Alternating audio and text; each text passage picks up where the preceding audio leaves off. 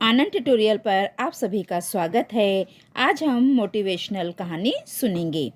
एक बार एक वैज्ञानिक ने एक टिड्डे को पकड़ा और उसे अपनी आवाज़ पर छलांग लगाना सिखाया। वैज्ञानिक टिड्डे से कहता, कूदो टिड्डा। उसके आवाज़ सुनते ही जोर से छलांग लगा देता। अब वह वैज्ञानिक था तो प्रयोग करना बनता ही था। उन्होंने टिड्डे की छलांग पर प्रयोग किया। वैज्ञानिक ने उसकी एक टांग तोड़ दी और फिर बोला, कूदो। अब टिड्डे की छलांग की दूरी कम हो गई। वैज्ञानिक ने उसकी दूसरी टांग तोड़ दी और फिर बोला, कूदो। अब टिड्डे की छलांग और कम हो गई।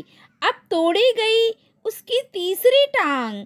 फिर छलांग की दूरी और कम हो गई। एक एक करके बेचारे टिड्डे की सारी टांगें तोड़ दी गई।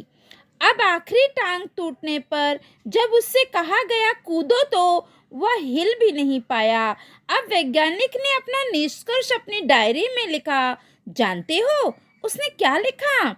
जब टिड्डे की एक टांग तोड़ी गई तो वो थोड़ा बहरा हो गया। जब उसकी दूसरी टांग तोड़ी गई तो वो और बहरा हो गया।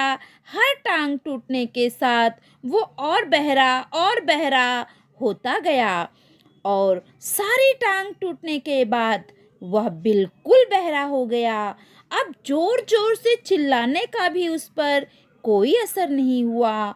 वो तो अपनी जगह से हिला तक नहीं।